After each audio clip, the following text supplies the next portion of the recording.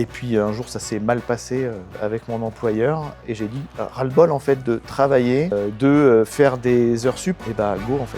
Pour moi, ça a été un signal de me dire c'est le moment. Bienvenue dans Parole d'entrepreneur, le podcast qui met en lumière les vrais visages de l'entrepreneuriat. Dans chaque épisode, nous donnons la parole à des entrepreneurs de notre région, membres de BNI Essonne Terre d'Avenir, des entrepreneurs au profil unique, aux personnalités inspirantes et passionnantes, qui viennent partager avec vous leurs histoires, leurs astuces et leur énergie. Bonjour et bienvenue dans ce nouvel épisode du podcast Parole d'entrepreneur. Aujourd'hui, j'ai le plaisir d'accueillir Adrien Catani. Bonjour Adrien. Bonjour Caroline. Merci d'avoir accepté cette invitation. Avec plaisir. J'ai une première question, on va parler pas mal d'entrepreneuriat, de ton activité, etc. Est-ce que tu peux te présenter brièvement et nous parler de ton activité ? Écoute, je m'appelle Adrien Catani, je vais bientôt avoir 48 ans. J'habite à Melun et j'ai 4 enfants. Je me suis lancé, moi, il y a 5 ans, si tu veux, au départ. J'ai fait des études, j'étais bon élève à l'école, donc j'ai suivi une filière scientifique. J'ai commencé à travailler avec un bac+2, et puis rapidement, le boulot devenait trop répétitif, et je suis allé déjà me former pour aller chercher un diplôme d'ingénieur. Ok. J'ai commencé à avoir un boulot assez sympa, j'ai participé notamment à la conception de centrales nucléaires. C'est un métier qui est assez exigeant, assez technique, avec beaucoup de responsabilités aussi. Et puis voilà, j'ai cheminé comme ça. Et puis un jour, je discute avec un ami, puis il me rappelle, il me dit Adrien, est-ce que ça te dirait de changer concrètement la vie des gens ? Là, je me dis waouh. Mais ouais, mais de quoi on parle ? Et en fait, on va écouter les gens, comprendre qui ils sont, ce qu'ils ont envie de faire de leur vie, pour ensuite les accompagner sur comment mieux gérer leur épargne, comment investir intelligemment pour répondre à leurs objectifs de vie. Ah, donc quelque chose de radicalement différent de ce que tu faisais jusqu'à présent. Complètement différent, où j'étais moi plutôt en bureau d'études, à travailler à mon bureau, participer à des réunions avec des collègues de travail. Et là, je me retrouve finalement, aujourd'hui, à me gérer moi-même. Grosse mission ? Former d'autres gens. Au début, ouais. En fait, tu n'as plus personne pour te dire ce que tu dois faire. Donc c'est intéressant aussi de ne pas travailler tout seul. Et là, moi, je travaille dans un réseau qui s'appelle Innovea, où on a si je veux, notre ADN, c'est de travailler tous ensemble. Ok. Ça, c'est hyper bien. Alors, notamment sur la partie technique, sur la partie commerciale, mais aussi sur le fait d'échanger nos bonnes pratiques. Tu vois, moi, on a fait un trinôme avec Mélanie et Andrew, et en fait, toutes les semaines, on se fait une petite visio de 30 minutes où on va échanger ce qui a marché dans la semaine, ce qui n'a pas marché, puis on se donne des devoirs. Tu vois. Alors qu'on n'a pas de lien entre nous, juste simplement on fait partie du même réseau. Oui, mais pour vous motiver ou vous challenger. Exactement. Et ça marche bien. Donc d'un parcours scientifique au départ, c'est ça ? Ouais. Tu as basculé, c'est une rencontre en fait qui t'a fait changer. C'est quelqu'un que tu connaissais déjà bien ? Je l'ai rencontré au boulot en fait. Ah d'accord, donc lui était ingénieur aussi. Okay. Ouais. Et lui, alors qu'est-ce qui lui a donné envie de se lancer là-dedans et de venir te chercher toi pour l'emmener dans l'aventure ? Eh bien, en vrai, j'en sais rien. En tout cas, c'est venu d'une discussion. Je lui parlais un petit peu de mes passions, parce qu'en fait, moi, j'adore la moto depuis tout petit. Je suis venu en moto ce matin. Ok. Et je lui disais, voilà, j'ai envie de changer de moto, mais en fait, j'ai pas le budget. Et donc, il a réfléchi, puis il m'a rappelé après. Ça fait combien de temps que tu exerces, du coup, là, alors, sur cette nouvelle activité ? Ça fait 6 ans maintenant. Ok. Force de dire que ça fait 4, puis 5, en fait, maintenant, ça fait 6 ans. Oui. Le passage a été radical. Je vais dire ça comme ça, a été radical parce qu'en fait, j'ai été salarié, j'ai commencé en double activité. Donc, en fait, j'avais mon boulot de cadre de la journée. Le soir et le week-end, je travaillais sur ma formation, sur contacter des clients. Et puis, un jour, ça s'est mal passé. Une fois de trop, ça s'est mal passé avec mon employeur. Et j'ai dit, ras-le-bol, en fait, de travailler, de me dépenser, de faire des heures sup pour, à la fin, qu'on te dise « Adrien, t'as vu la virgule, là ? Elle n'est pas au bon endroit, ça ne va pas. » Donc, écoute, pas d'augmentation, pas de perspective d'avenir. Et une fois, ça a été trop. Okay. Et je me suis dit, go, en fait. Pour moi, ça a été un signal de me dire, c'est le moment. Je me lance. J'avais rien, j'avais 4 clients. J'étais vraiment au démarrage de mon activité. J'en ai profité également à ce moment-là pour adhérer à un groupe BNI. Et ça m'a permis, avant que tu me poses la question, mais ça m'a permis, si tu veux, de construire apprendre en tout cas à construire un pitch, savoir parler aux gens, apprendre à pas tout le temps dire la même chose. Et puis le fait d'avoir été président, ça m'a permis aussi à un moment donné d'animer une réunion devant 80 personnes. Alors tu vois, moi avant, je participais à des réunions. Oui. Et là, j'ai animé une réunion où on avait invité plein de gens. J'ai finalement été très à l'aise sur cet exercice.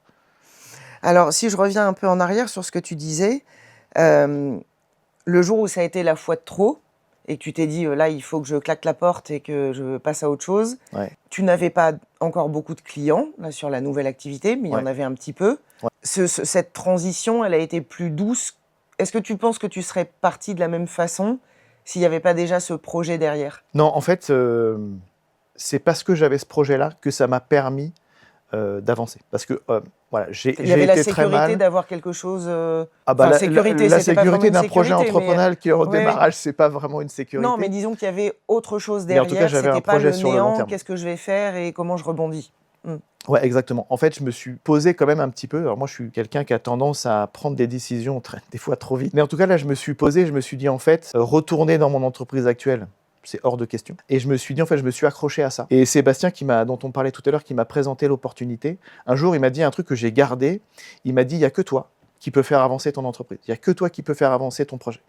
Et je me suis accroché à ça. Donc là, tu avais l'énergie pour faire ça. Parce que tu vois, tu viens de dire, j'aurais pas eu l'énergie de reprendre un autre emploi salarié, mais l'énergie, tu l'avais pour développer ce projet entrepreneurial. Ouais, exactement. Okay. En fait, je me suis accroché à ça parce que pour moi, ça avait beaucoup de sens. Et ça a été compliqué dans la réflexion parce que autour de moi, je n'avais que des salariés. Que ce soit dans ma famille, dans mes amis, à ce moment-là, j'avais pas d'entrepreneur. D'accord. Donc, tu étais le précurseur dans ton entourage. Ouais, alors je n'ai pas fait forcément beaucoup d'émules autour de moi. Ma sœur, elle avait commencé avant moi à monter des sociétés, des activités nouvelles. Aujourd'hui, elle est formatrice et ça marche bien pour elle. Mais à l'époque, en tout cas, pour moi, si tu veux, je l'ai vécu un peu comme un saut dans le vide, quoi. Pour beaucoup d'entrepreneurs, je pense que même si on a un projet concret, on arrive dans une autre dimension. En fait, tout change. C'est ce que tu disais, on devient autonome et si ça ne marche, ça ne tient qu'à toi, si ça marche ou si ça marche pas. Tu disais que c'est un réseau, c'est Innovea, c'est ça ? Ouais. Du coup, est-ce qu'il a fallu que tu te formes pour ce nouveau métier ? Comment ça s'est passé, en fait, l'apprentissage ? Tu étais passé d'un métier d'ingénieur, scientifique, technique, alors, c'est technique aussi, mais rien à voir. Alors, rien à voir sur la partie technique, c'est vrai. Par contre, moi, ce que j'en retire d'avoir travaillé en tant qu'ingénieur et dans le domaine nucléaire, c'est toute la rigueur et le suivi d'une réglementation. On est sur un métier aujourd'hui qui est très réglementé, qui est de plus en plus réglementé, où il faut avoir des process, montrer qu'effectivement, on respecte les règles. Et donc, j'ai gardé ça de mon ancien job. Comment tu t'es formé ? Comment je me suis formé ? Tu as une partie, c'est réglementaire. Donc, en fait, tu as des cours à suivre avec des examens validants qui sont valables. Directement par quelqu'un du réseau ? Non, du coup, pour le coup, c'est vraiment quelque chose d'indépendant. D'accord. Après, et nous, on va se former après en interne sur la partie technique, sur comment quelles questions on pose aux clients, en fait, pour comprendre qui ils sont et ce qu'ils ont envie de faire. Et après, sur la partie plus technique d'ingénierie patrimoniale derrière, quand il y a besoin. Et ça, on va se former, j'ai envie de dire, sur le tas. C'est-à-dire qu'en fait, de temps en temps, on a un dossier un petit peu plus compliqué et on va aller chercher les infos. Même là, tu vois, là, m'est arrivé la semaine dernière, où j'avais un dossier où j'étais pas sûr. Donc, j'ai appelé les copains, j'ai appelé l'ingénieur patrimonial chez Innovea et ça m'a permis comme ça de consolider, si tu veux, les idées que j'avais. Ok. Alors, tu viens de citer le mot patrimonial. Je pense que c'est la première fois depuis qu'on discute que tu en parles. Ouais. Donc, tu es conseiller en gestion de patrimoine. Ouais. C'est ça ton métier. Qu'est-ce que ça couvre exactement comme domaine ? Le plus important, pour moi en tout cas, je le conçois comme ça, c'est vraiment le premier rendez-vous, le rendez-vous découverte avec le client. C'est là où tu vas comprendre sa situation aujourd'hui, ses projets de vie. Tu vas commencer à potentiellement parler un petit peu de pédagogie. Tu vois, j'ai un membre BNI qui m'a envoyé sa mère et son beau-père. Et le retour qu'elle me fait, elle me dit « Écoute Adrien, merci, parce que mon beau-père a demandé ma mère en mariage. » Parce qu'on a discuté et je leur ai fait prendre conscience de Qu'est-ce qui se passe si, aujourd'hui, vous n'êtes pas marié? Qu'est-ce qui se passe si monsieur décède? Voilà où on va. Est-ce que vous êtes OK avec ça ou pas? Après, on peut être en phase et dire ouais, mais moi ça me convient. Bien sûr. Bon voilà, quand on est marié, pas marié, voilà, les C'est choses se chouette, c'est une passent belle pas. histoire. Ouais. Tu es responsable d'un mariage. Non, c'est chouette. J'avais une question à te poser qui m'a échappé. Attends.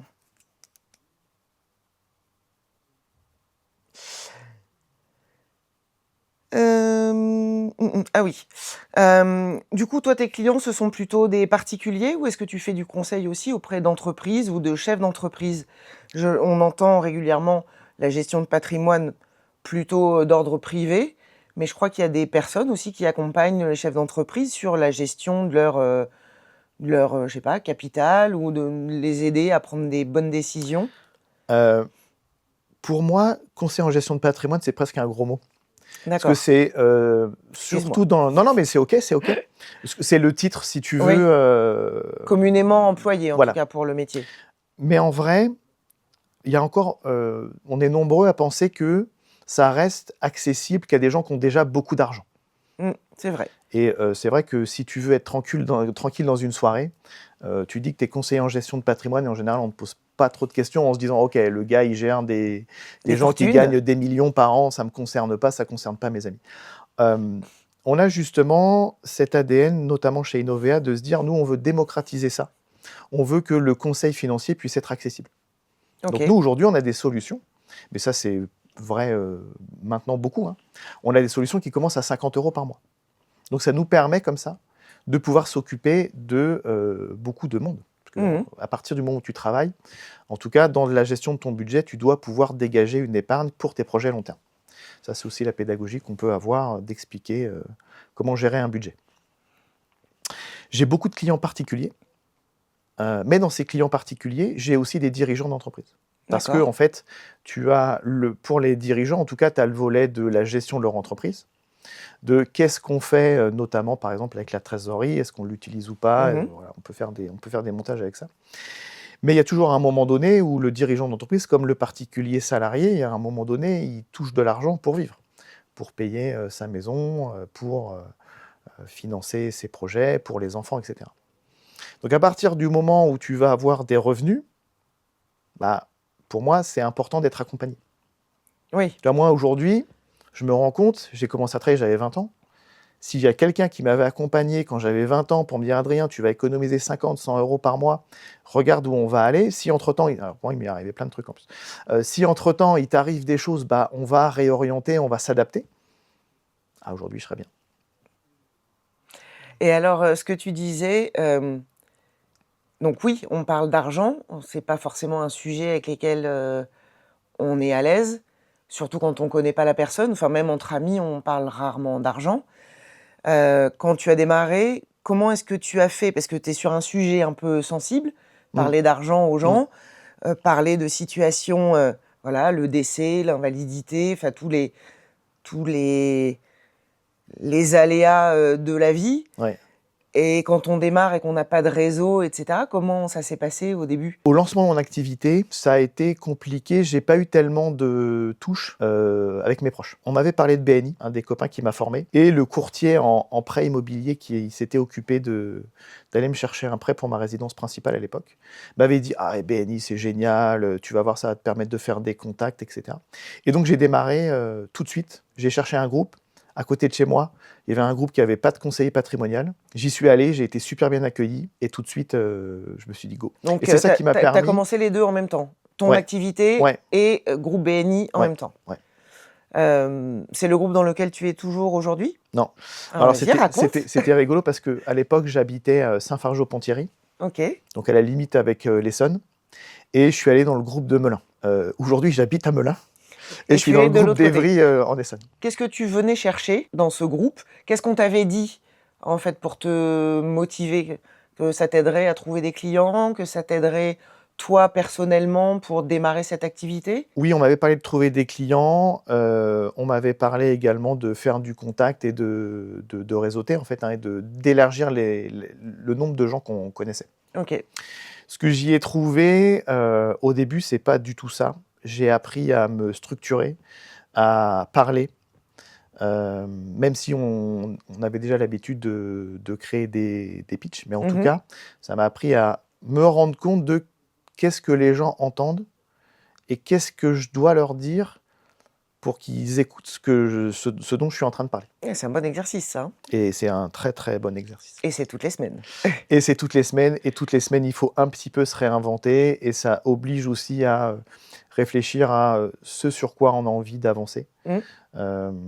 Les conférences aussi, c'est un super moyen de dire, là, j'ai un temps limité. Qu'est-ce que j'ai envie que mes commerciaux sachent de mon activité pour qu'ils puissent me trouver des clients, des contacts qui vont être intéressants pour moi. C'est pas forcément d'ailleurs aller chercher des clients, c'est peut-être aller chercher justement des prescripteurs, Oui. aller chercher des gens qui vont pouvoir parler de moi pour eux, voilà, que je puisse me faire connaître et qu'on puisse connaître mon activité. Tu as dit tout à l'heure que tu avais été président de Oui. ton groupe, Oui. donc le groupe dans lequel tu es actuellement, Calatea. Aussi. Aussi, tu as été président dans les deux groupes. Ouais. Et alors, est-ce que l'expérience était la même? Non, quand j'étais à Melun, à un moment donné, j'ai un copain qui était dans le groupe aussi, qui m'appelait Bernard Cazeneuve, parce que j'ai tout fait en fait. J'ai été secrétaire, puis vice-président, puis président. Je suis resté comme ça au CODIR pendant plusieurs mandats. En fait, l'idée pour moi, si tu veux, quand je m'engage quelque chose, je le fais à fond. Et donc, à Évry, ça a été un peu ça aussi, où à un moment donné, quand on cherche quelqu'un pour la présidence et que les premières personnes à qui on demande « Ah non, j'ai pas le temps », moi je me dis on va le faire parce que le groupe en a besoin. Tu n'as pas plus le temps que les autres, mais tu avais envie. Non. Mais en fait, je me dis, si on veut que le groupe avance, il faut qu'il y ait quelqu'un qui prenne la présidence, donc on va le faire. Et qu'est-ce que ça t'a apporté d'être président? Ça m'a appris à parler devant des gens. Et je crois que c'est vraiment ça, en fait, qui ressort, parce qu'après, préparer une réunion, j'avais l'habitude de ce type d'exercice. Travailler avec des gens en équipe, avec le CODIR, j'ai l'habitude, avec un directeur consultant, du coup, ça, c'est des choses auxquelles j'étais déjà habitué. Par contre, prendre la parole pendant 1h30 devant 25, 30, 50 personnes, c'est encore autre chose. C'est encore autre chose. Et l'expérience était différente à Melun parce que, en tout cas, quand moi j'y étais, en tout cas, et c'est ça qui m'a fait quitter la région, c'est qu'on n'était pas accompagné, ou pas bien accompagné. Donc ça, c'est un vrai plus pour toi de sentir que tu es, alors, pas encadré, mais accompagné, justement, qu'il y a quelqu'un pour t'aider à prendre toute la mesure du rôle? C'est hyper important, en fait. C'est pas notre job au départ. C'est pas ce qu'on fait tous les jours avec nos clients. Le BNI, c'est vraiment... L'idée, c'est de se dire, je vais former des gens pour qu'ils puissent me trouver les gens dont j'ai besoin, être en contact avec les gens dont j'ai besoin pour faire progresser mon entreprise. Et quand tu es au CODIR, d'une façon générale, en fait, tu as besoin qu'on t'explique. Quand tu démarres un métier... Moi, le métier de conseiller patrimoine, on m'a expliqué. On m'a expliqué comment ça fonctionnait, comment on va chercher des gens, qu'est-ce qu'on leur dit, comment on déroule un rendez-vous, comment on déroule un accompagnement. Et ça ne s'invente pas, en fait. Faire partie du CODIR, animer les réunions, c'est pareil, ça ne s'invente pas. Il y a une méthode qui fonctionne, il faut l'utiliser. Oui. Mais pour l'utiliser efficacement, il faut quand même qu'il y ait quelqu'un qui ait du recul, qui l'ait déjà fait, qui ait déjà vu d'autres le faire, pour te dire ça c'est bien, ça regarde, on peut faire différemment. Et c'est pour ça que tu vois, la réunion de 80 personnes, j'étais pas censé l'animer. D'accord. Mais avec l'équipe, on s'est dit il faut qu'on le fasse nous. Et comme c'était moi le président, j'ai animé la réunion. Bon, bravo. C'était un challenge pour toi? Est-ce que ça change quelque chose, 35, 50, 80? C'est quand même plus impressionnant, mais ça ne change pas énormément, en fait. C'est juste que le format, ce qui était peut-être un peu touchy, c'était que le format était différent. Oui. Tu es habitué dans la réunion à ce que ça se passe, tu as ton ordre du jour et tu suis ton ordre du jour, c'est toujours le même si tu dis jamais la même chose, mais en tout cas, l'ordre du jour, c'est le même. Là, on était sur une réunion particulière où on avait invité beaucoup de gens, on avait fait une sorte de speed dating, donc on avait créé des tables avec il y avait un chrono, il fallait changer et tout ça, donc ça demandait pas mal d'organisation au départ. Et puis donc voilà, l'ordre du jour était quand même un petit peu différent. Si tu regardes dans le rétroviseur, qu'est-ce que tu dirais de ton parcours? Est-ce que tu n'étais pas prédestiné à être entrepreneur a priori? Enfin, c'est pas ce que tu avais en tête à 20 ans quand tu as commencé à travailler. Voilà. Si tu regardes le chemin parcouru, qu'est-ce que tu dirais? Les choses arrivent quand tu es prêt à les entendre. Dans ma vie, m'est arrivé plein de trucs où je me suis dit: «Mais pourquoi ça m'est pas arrivé avant?» Bah, j'étais pas prêt. J'étais pas Donc là, prêt à c'était le entendre, bon j'étais moment. pas prêt à accepter, ces opportunités-là et là, j'étais prêt. OK. Tu vois, c'est comme, mon diplôme d'ingé, hein. J'ai été très, très bon à l'école, jusqu'en première terminale où j'ai commencé à être moins bon. Mon bac +2, j'étais dans la moyenne. Alors moi, quand j'étais tout petit, je voulais être ah oui, alors quand j'étais non, tu vois? C'est intéressant parce que quand j'étais tout petit, genre, 8-10 ans, je voulais être coiffeur. En fait, mes parents avaient un ami qui avait son salon de coiffure et j'étais tout le temps en train de me coiffer et tout ça. Et c'est rigolo, hein, je m'étais fait une carte d'identité où dessus j'avais mis mon nom, mon adresse, tout ça et j'avais mis métier coiffeur. C'était rigolo parce qu'en fait, sur ta carte d'identité, tu as pas cette Non. information-là. Mais après, je voulais être ingénieur robotique, donc voilà, j'ai bossé, les maths, la physique et cetera. Et dans les années 90, tu vois, c'était très, futuriste quoi, d'avoir des robots qui bossaient à ta place Bien et tout sûr. ça. Et je voulais me lancer là-dedans et bah, voilà, j'ai suivi le parcours en fait, avec le recul. Tu me parles de rétroviseur. Moi, ce qui m'est apparu en devenant entrepreneur, c'est qu'à l'école, on te forme à être salarié. On te forme pas à être entrepreneur. On te forme à recevoir des ordres, obéir aux ordres que tu reçois et faire ce qu'on te demande de faire. Mmh. Et c'est quand même un autre état d'esprit d'être entrepreneur parce que bah, t'apprends pas ça. Et tu vois, finalement, c'est très mis en parallèle avec mon métier aujourd'hui. C'est que gérer ton budget, gérer tes finances, gérer ton épargne, t'apprends pas ça à l'école non plus. Non, donc c'est bien. Et du coup, De- ça a de- beaucoup de sens Oui. pour moi, tu vois, d'accompagner les gens parce que je sais qu'ils sont pas accompagnés. Mm. C'est hyper rare quand je rencontre quelqu'un qui est déjà accompagné par un conseiller patrimonial, c'est très très rare. Ou qui lui-même s'intéresse, enfin, ou se gère tout seul. Il y en a peut-être quelques-uns Ça commence. qui ont la curiosité, l'appétence pour ces sujets-là et qui le Ouais. font tout seuls Ouais. dans leur coin. Oui. Adrien coiffeur un jour ou pas du tout? Non. Non, ça y est, ce rêve est mis de côté? Ouais. Puis en plus, je perds mes cheveux. Alors... Ah non, mais justement, non, ça veut ça rien serait dire pour ça. Mais conjurer le sort. non, c'est quelque chose qui m'est passé. Parce que là, c'est être entrepreneur et commerçant. En fait, c'est Ouais. encore une autre vision de l'entrepreneuriat. Oui, mais c'est pas quelque chose aujourd'hui qui m'animerait, tu vois. D'accord. Parce que et pourtant tout le monde a besoin d'un coiffeur. Hein. On a Ah, on tous est besoin d'accord. d'être coiffés. Enfin, c'est pareil, quand tu le fais tout seul, c'est toujours moins bien fait que si tu confies ça à un professionnel. C'est aussi lié, tu vois, au rôle d'entrepreneur, de se dire que, enfin moi en tout cas c'est comme ça que je ressens les choses aujourd'hui. Hein. C'est toujours mieux fait quand tu confies quelque chose à un professionnel. Alors tu peux faire les travaux chez toi. Hein. Bah, Non, fais-le mais- faire par un professionnel qu'on t'a recommandé parce qu'il bosse bien, ça sera mieux fait. Oui, c'est aller solliciter les bonnes compétences où elles sont et soi-même se concentrer là où on est bon. Exactement. Dernière question, tu disais tout à l'heure que tu avais 4 enfants. Ah oui.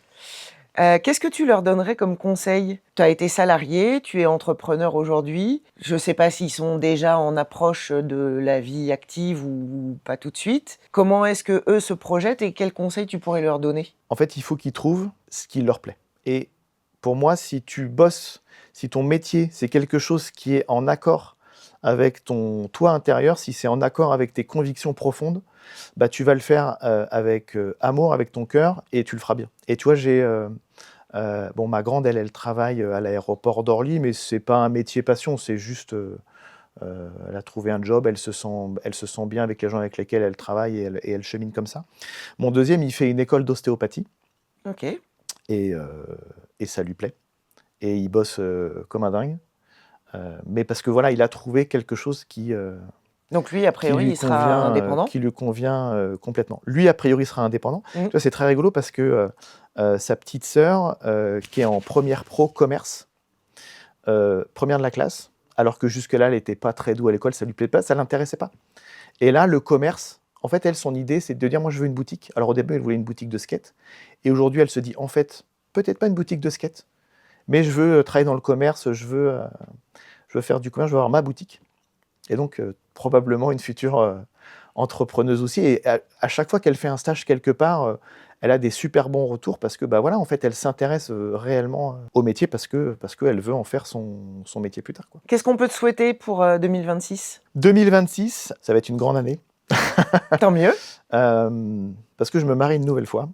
Ah, Et beau projet. et que pour avoir travaillé sur moi-même avant de rencontrer Margot, je pense réellement que ça va, je vais pouvoir être heureux avec elle jusqu'à la fin de mes jours. Et après, sur la partie de mon activité professionnelle, le cabinet est maintenant bien installé. J'ai des clients qui me recommandent, donc ça tourne. Et les gens que je forme, ça marche bien pour eux aussi. Donc ça veut dire que j'ai trouvé également comment bien accompagner mes filles. Bon, ben c'est super. Merci. Eh ben, écoute, félicitations pour Merci. le mariage et puis merci pour cette interview. Avec plaisir.